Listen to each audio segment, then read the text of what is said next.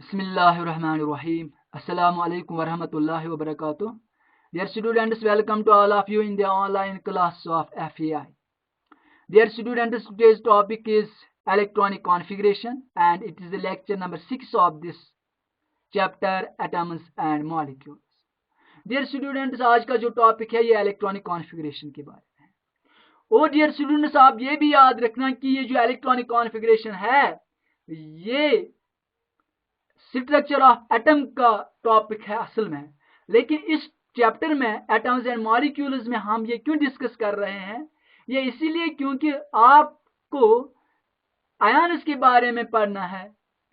Ions क्या होते हैं, वो कैसे बनते हैं, ठीक है, और वैलेंस क्या होती है, वैलेंस इलेक्ट्रॉन्स किनको बोलते हैं, वो आपको एटम्स एंड मॉलिक्यूल्स में पढ़ने हैं।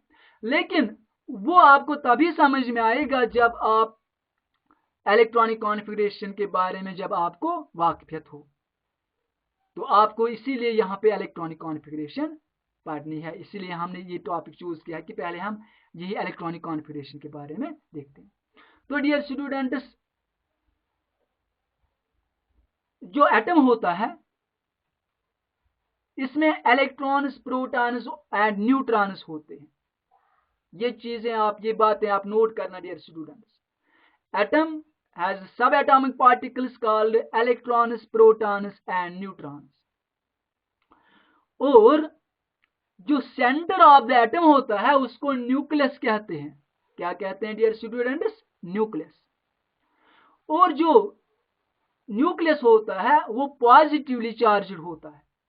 क्या होता है? Positively charged. और जो स्पेस होती है अराउंड द न्यूक्लियस, उस स्पेस में इलेक्ट्रॉन्स रिवॉल्व करते हैं। ठीक, जो स्पेस होती है अराउंड द न्यूक्लियस उसमें इलेक्ट्रॉन्स रिवॉल्व करते हैं। The electrons are revolving around the nucleus.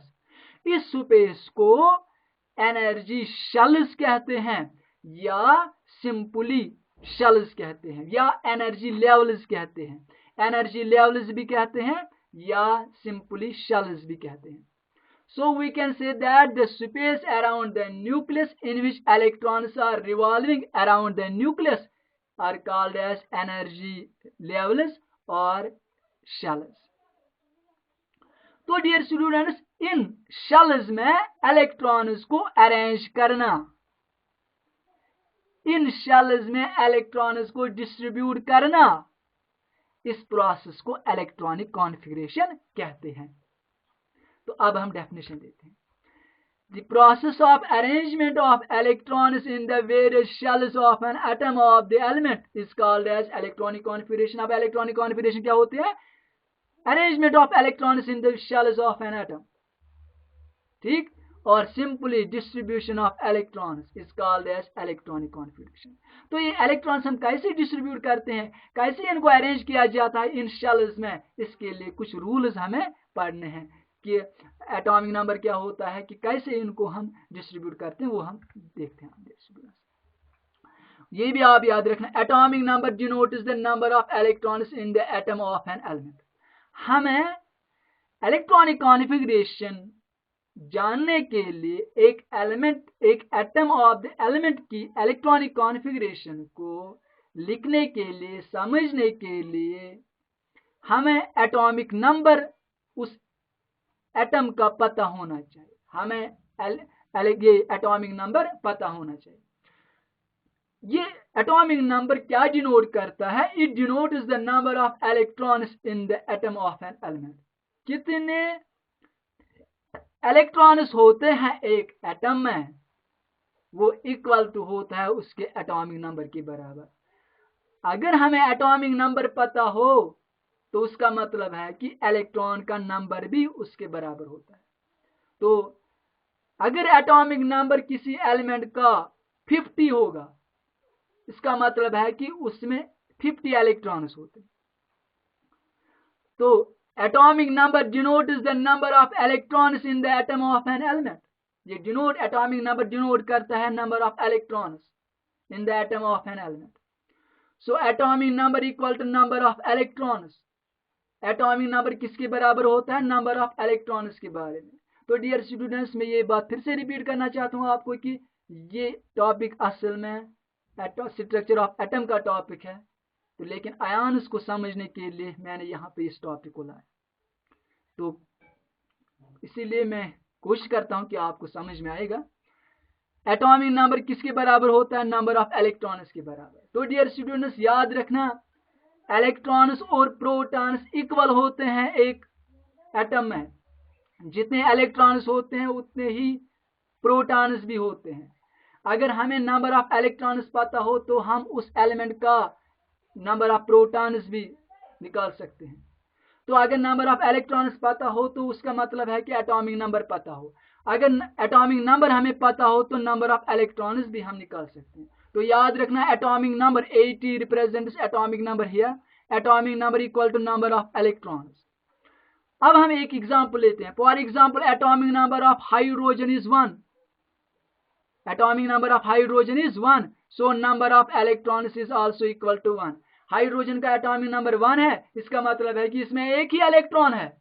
Atomic number of helium, He represents helium, is 2, so number of electrons is 2। Helium का एटॉमिक नंबर डियर स्टूडेंट्स 2 है, इसका मतलब है कि इसमें 2 इलेक्ट्रॉन्स हैं। लिथियम जो है, लिथियम का एटॉमिक नंबर 3 है, मीन्स कि इसमें 3 इलेक्ट्रॉन्स हैं। तो डियर स्टूडेंट्स, ये देखिए, मैंने भी आपको बोला, ये एक हम एटम की यहाँ पे एग्जांपल लेते हैं। ये सेंटर जो है ये न्यूक्लियस को रिप्रेजेंट करता है। क्या है? न्यूक्लियस। और ये जो यहाँ पे ये सर्कल, ये देखिए आप, ये और ये, इनको एनर्जी शेल्स कहते हैं, या इनको एनर्जी लेवल्स कहते हैं, या सिंपली इनको शेल्स कहते हैं। तो फिर आया है ना यही डेफिनेशन की, space around the nucleus in which electrons are revolving is called as shells और एनर्जी लेवल्स। इन लेवल्स को हम रिप्रेजेंट करते हैं, डिनोट करते हैं, इनको हम नाम देते हैं K shell, L shell, M shell, इसी तरह एन शेल। ठीक है। तो जो फर्स्ट शेल होता है न्यूक्लियस के बाद, जो पहला शेल होता है, ये इसको हम के शेल कहते हैं। इसको हम फर्स्ट शेल भी नाम देते हैं, नहीं, one shell, first shell. Second जो है इसको एल शेल कहते हैं, इसको हम सेकेंड शेल। ठीक है। So L equal to 2। Third shell को एम शेल कहते हैं, फोर्थ को एन शेल कहते हैं, and so on.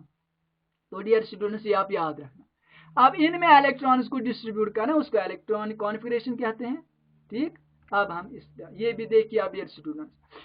For example, ये हाइड्रोजन एटम को यहाँ पे रिप्रेजेंट करता है। ये हाइड्रोजन का एटम, ये न्यूक्लियस है, इसमें एक ही शेल है, ये इसमें एक ही इलेक्ट्रॉन है, क्योंकि हाइड्रोजन का एटॉमिक नंबर क्या है? 1। इसमें एक ही इलेक्ट्रॉन होगा, इसीलिए एक 1 डॉट। हम इलेक्ट्रॉन्स को डॉट से भी रिप्रेजेंट करते हैं, यहाँ ई और ऊपर माइनस चार्ज देते हैं, क्योंकि इलेक्ट्रॉन का चार्ज माइनस होता है, इलेक्ट्रॉन का चार्ज माइनस होता है। तो ये जो न्यूक्लियस होता है, न्यूक्लियस में प्रोटॉन्स और न्यूट्रॉन्स होते हैं। न्यूक्लियस में प्रोटॉन्स एंड न्यूट्रॉन्स होते हैं। प्रोटॉन का चार्ज पॉजिटिव होता है, न्यूट्रॉन का चार्ज कुछ नहीं होता है, वो चार्ज लेस होता है। तो ओवरऑल चार्ज क्या बनेगा न्यूक्लियस का? पॉजिटिव। प्रोटॉन्स का चार्ज पॉजिटिव, न्यूट्रॉन का चार्ज कुछ नहीं, वो चार्ज लेस है, 0 चार्ज है, तो प्लस चार्ज आएगा न्यूक्लियस को, क्योंकि इसमें प्रोटॉन और न्यूट्रॉन्स होते हैं। ठीक है। और ये जो स्पेस में इलेक्ट्रॉन्स रिवॉल्व करते हैं, इलेक्ट्रॉन का चार्ज नेगेटिव होता है। हमने इलेक्ट्रॉन को यहाँ पे रिप्रेजेंट किया है डॉट से। ठीक है। तो ये हाइड्रोजन की इलेक्ट्रॉनिक कॉन्फिगरेशन है, इसमें एक ही इलेक्ट्रॉन। तो इस इलेक्ट्रॉनिक कॉन्फिगरेशन को, इस कैसे हम इलेक्ट्रॉनिक कॉन्फिगरेशन करते हैं, इसके बारे में ये आपको याद रखना है कि 2 साइंटिस्ट थे, उनका नाम था बोहर एंड बरी। बोहर एंड बरी। इन दो साइंटिस्ट ने साइमल्टेनियसली एक फॉर्मूला दी, एक स्कीम दी, कि जिसको हम बोहर बरी स्कीम कहते हैं, या बोहर बरी फॉर्मूला कहते हैं। तो डियर स्टूडेंट्स, क्या रूल्स है इनका, क्या कहना है? The maximum number of electrons which can be accommodated in any energy shell of the atom is given by 2n² formula. एक फार्मूला इन्होंने दी कि कितने maximum number of electrons accommodate हो सकते हैं एनर्जी लेवल में, वो इन्होंने एक फार्मूला दी है जिसको 2n² फार्मूला कहते हैं। तो ये फार्मूला बहुत बड़ी स्कीम कहलाती है, 2n² फार्मूला। 2 फार्मूला का है जो n है, n represents the number of that energy level, यानी n का वैल्यू 1 अगर देंगे तो फर्स्ट शेल है, that means first energy level. n का वैल्यू 2 देंगे तो सेकंड एनर्जी लेवल, 3 देंगे तो थर्ड एनर्जी लेवल। तो फिर ऊपर जो स्क्वायर है वो फॉर्मूला का है, फिर जब आप मल्टीप्लाई करोगे you will get the number of electrons. तो मैक्सिमम नंबर ऑफ इलेक्ट्रॉन्स एक शेल में कितने अकोमोडेट हो सकते हैं वो हम 2n² फॉर्मूला से निकालते हैं। तो इसकी और जो n क्या है, represent is the number of that energy level, यानी फर्स्ट होगी, सेकंड होगी, थर्ड एनर्जी लेवल होगी। तो ये आप इसमें वैल्यू देना। मैं फिर से यहाँ पे आपको समझाना चाहता हूँ। For first energy level, first energy level means की n = 1, n का वैल्यू हम 1 देंगे। यूज 2n² फार्मूला, 2 × n का वैल्यू है ना 1 और फार्मूला को स्क्वायर ऊपर 2, ठीक है। तो 1 2 बार मल्टीप्लाई करेंगे वी गेट 1, सो 2 × 1 2। तो फर्स्ट एनर्जी लेवल में या फर्स्ट शेल में मैक्सिमम 2 इलेक्ट्रॉन्स अकोमोडेट हो सकते हैं। फर्स्ट शेल में ज्यादा से ज्यादा 2 ही इलेक्ट्रॉन हम फिल कर सकते हैं। 3 इलेक्ट्रॉन्स फर्स्ट शेल में नहीं आ सकते, 4 नहीं आ सकते, ठीक है। तो मैक्सिमम कितने, 2 इलेक्ट्रॉन्स। फॉर n = 2, अब n का वैल्यू हम 2 देंगे तो formula 2n², that means 2 × 2 formula n का वैल्यू 2 ऊपर स्क्वायर, 2 को 2 बार मल्टीप्लाई, 2 2 = 4, फिर इस 4 को इसके साथ मल्टीप्लाई, यू विल गेट 8। तो सेकंड एनर्जी लेवल में मैक्सिमम 8 इलेक्ट्रॉन्स आ सकते हैं। इसी तरह n = 3, 2 × 3², 3 3 = 9, 2 9 = 18। थर्ड एनर्जी लेवल में मैक्सिमम नंबर ऑफ इलेक्ट्रॉन्स 18 आ सकते हैं। तो 10 यहाँ पे मैंने ये लिखा, यहाँ पे शेल, यहाँ पे मैक्सिमम नंबर ऑफ इलेक्ट्रॉन्स, यानी shell first shell, second shell, third shell, fourth shell, या K shell, L shell, M shell, N shell. K shell का मतलब है कि फर्स्ट शेल, एल शेल का मतलब है सेकंड शेल, एम शेल का मतलब है थर्ड, एन शेल का मतलब है फोर्थ, ठीक है। तो कितने इलेक्ट्रॉन्स मैक्सिमम आ सकते हैं, के शेल में 2 इलेक्ट्रॉन्स, फॉर्मूला के जरिए भी मैंने आपको दिखाया। एल शेल में 8 इलेक्ट्रॉन्स, एम शेल में 18 इलेक्ट्रॉन्स, एन शेल में 32 इलेक्ट्रॉन्स। आई होप कि आपको ये समझ में आया होगा।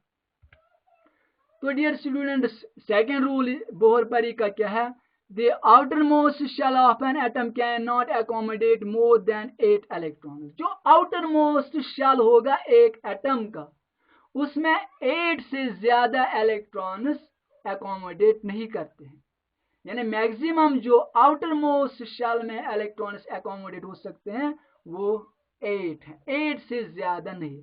फॉर एग्जाम्पल इसकी मैं एग्जाम्पल भी आपको दूंगा अभी, कि लास्ट शेल जो होगा उसमें 9 नहीं, 10 नहीं, 11 नहीं, लास्ट शेल में मैक्सिमम इलेक्ट्रॉन्स कितने, 8 इलेक्ट्रॉन्स, यानी ये स्टेबिलिटी के लिए, ठीक है। फॉर एग्जाम्पल ये जो एक क्लासरूम है इसमें 100 स्टूडेंट्स भी वहां पे बैठ सकते हैं, लेकिन वो वहां पे कंफर्टेबली नहीं बैठ सकते, ठीक है। इसीलिए यानी उसमें मैक्सिमम 100 स्टूडेंट्स रह सकते हैं, लेकिन वो वहां पे अच्छी तरह से पढ़ाई नहीं कर सकते, वो वहां पे आप यानी काम नहीं लिख सकते हैं अच्छे से, वो वहां पे यानी ब्लैक बोर्ड उनको अच्छे से दिखाई नहीं देगा। तो उसमें कैपेसिटी है 100 स्टूडेंट्स की, लेकिन वो वहां पे स्टेबल नहीं है। तो इसीलिए हम वहां से फिर इलेक्ट्रॉन्स यानी उन स्टूडेंट्स को दूसरे रूम में शिफ्ट करते हैं। तो यहाँ पे मैं ये आपको बस समझाना चाहता हूँ कि outer most shell of an atom can not accommodate more than 8 electrons.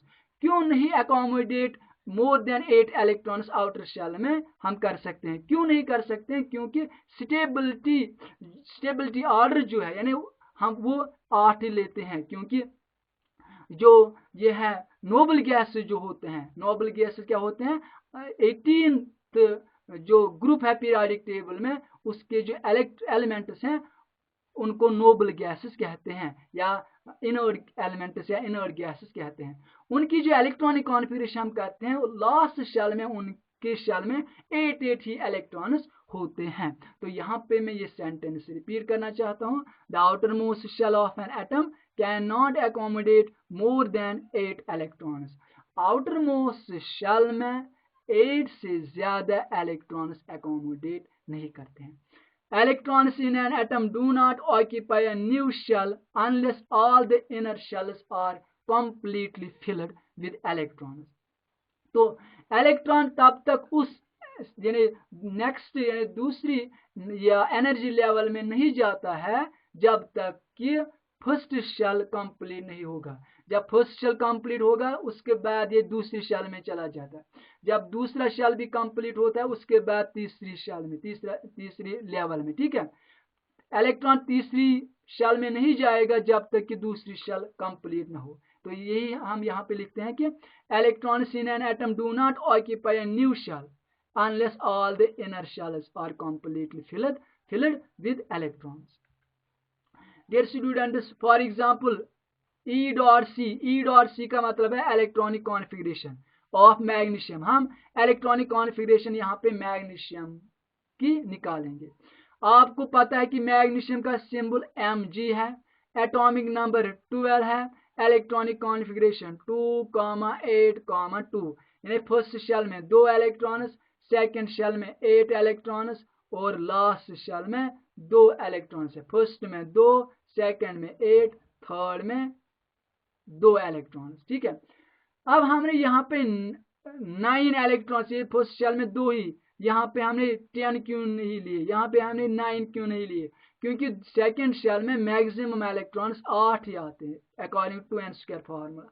तो ये के और यहाँ हम इसको ऐसे भी लिख सकते हैं के एल एम, के शेल में 2 इलेक्ट्रॉन्स, एल में 8, एम शेल में 2 इलेक्ट्रॉन्स। तो ये मैग्नीशियम की इलेक्ट्रॉनिक कॉन्फ़िगरेशन है। तो डियर स्टूडेंट्स, यहाँ पे मैंने ये देखिए हाइड्रोजन जो एलिमेंट है, ये देखिए न्यूक्लियस है, पॉजिटिव चार्ज, हाइड्रोजन का एक ही इलेक्ट्रॉन है। ये देखिए एक ही इलेक्ट्रॉन को मैंने लिया, हाइड्रोजन का एटॉमिक नंबर 1 है, मीन्स के एक ही इलेक्ट्रॉन। तो ये ई रिप्रेजेंट करता है इलेक्ट्रॉन और ये जो माइनस है ये इलेक्ट्रॉन का चार्ज। ठीक है, इलेक्ट्रॉन का चार्ज नेगेटिव है। और ये जो है ये इसको हम एनर्जी लेवल कहते हैं या एनर्जी शेल कहते हैं। इसी तरह देखिए हीलियम का एटॉमिक नंबर 2 है, तो मीन्स 2 इलेक्ट्रॉन्स, ये फर्स्ट ही लेवल है, फर्स्ट ही एनर्जी शेल है। देखिए इसमें 2 इलेक्ट्रॉन्स। ठीक है, तो ये देखिए बेटा नियॉन जो है उसका एटॉमिक नंबर है 10। ठीक है, तो नियॉन का जो एटॉमिक नंबर है 10 है, फर्स्ट शेल में 2 इलेक्ट्रॉन्स, सेकेंड शेल में 8 इलेक्ट्रॉन्स, फर्स्ट में 2, सेकेंड में 8। और ये सेकेंड जो है ये लास्ट शेल है किसका? नियॉन का। तो नियॉन के 2 शेल्स बनते हैं, फर्स्ट में 2, लास्ट या सेकेंड में 8 इलेक्ट्रॉन्स है। इसी तरह देखिए डियर स्टूडेंट्स, इलेक्ट्रॉन्स को हम डॉट से भी रिप्रेजेंट करते हैं। ये देखिए नियॉन की फिर से मैंने, ये न्यूक्लियस है, पॉजिटिव चार्ज, 1-2 इलेक्ट्रॉन्स, दूसरे में 8 इलेक्ट्रॉन्स। तो डियर स्टूडेंट्स, कुछ एलिमेंट्स की मैंने इलेक्ट्रॉनिक कॉन्फ़िगरेशन यहाँ पे लिखी है, आप याद करना है और ये लिखना भी, आप नोट भी करना। ये एलिमेंट मैंने लिया, ये symbol, atomic number, E dot C, electronic configuration, hydrogen, helium, lithium, beryllium, boron, carbon, nitrogen, oxygen, fluorine, neon, sodium, magnesium. ये 12 एलिमेंट्स मैंने यहाँ पे लिए। Symbol HELI। ठीक है, ये इसका हाइड्रोजन का H, हीलियम का HE, लिथियम का Li, beryllium BE, boron B, carbon C, nitrogen N, oxygen O, fluorine F, neon Ne, sodium Na, magnesium Mg। Atomic number इसका हाइड्रोजन का 1, इसका 2, इसका 3, इसका 4, 5, 6, 7, 8, 9, 10, 11। मैग्नीशियम का 12 है, सोडियम का 11, नियॉन का 10। इलेक्ट्रॉनिक कॉन्फ़िगरेशन बेटा, इसमें एक ही इलेक्ट्रॉन है तो फर्स्ट शेल में एक ही है। इसके हीलियम के 2 इलेक्ट्रॉन वो फर्स्ट शेल में ही रहेंगे। लिथियम जो है उसके फर्स्ट शेल में 2, सेकेंड में 1, इसके भी फर्स्ट में 2, सेकेंड में भी 2, फर्स्ट में 2, सेकेंड में 3, फर्स्ट में 2, सेकेंड में 4, फर्स्ट में 2, सेकेंड में 5। ठीक है, फर्स्ट में 2, सेकेंड में 6, फर्स्ट में 2, सेकंड में 7, फर्स्ट में 2, सेकंड में 8, यहाँ फर्स्ट में 2, सेकंड में 8, फिर एक तीसरे शेल में चला जाएगा, ठीक है, थर्ड, ये लास्ट शेल में इसका एक इलेक्ट्रॉन है। और मैग्नीशियम फर्स्ट में 2, सेकंड में 8, थर्ड में 2। और अभी जो मैंने आपको बोला, जब तक कि फर्स्ट एनर्जी लेवल कंप्लीट नहीं हो जाती है तब तक इलेक्ट्रॉन दूसरे शेल में नहीं जाएगा। अगर हम यहाँ पे लेंगे 2, फिर लेंगे थर्ड में 2, तो यहाँ पे पहले कंप्लीट करना है, ठीक है, मीन्स 2 फिर 8 फिर 2, यहाँ पर भी 2 8 फिर 1, ठीक है। तो इलेक्ट्रॉन पहले तीसरे शेल में नहीं जाएगा जब तक कि दूसरी शेल कंप्लीट ना हो। इसी तरह दूसरी शेल में नहीं जाएगा जब तक कि फर्स्ट शेल कंप्लीट ना हो। तो डियर स्टूडेंट्स, आई होप कि आपको ये अच्छे से समझ में आया होगा। तो आप अच्छे से ये इन्हें लर्न भी कीजिएगा, और अगर आपको कहीं पे डिफिकल्टी आएगी तो आप मुझे कांटेक्ट कर सकते हैं, तो मैं आपको अच्छे से फिर से समझाऊंगा। Dear students, stay safe, stay blessed. अस्सलाम वालेकुम व रहमतुल्लाह।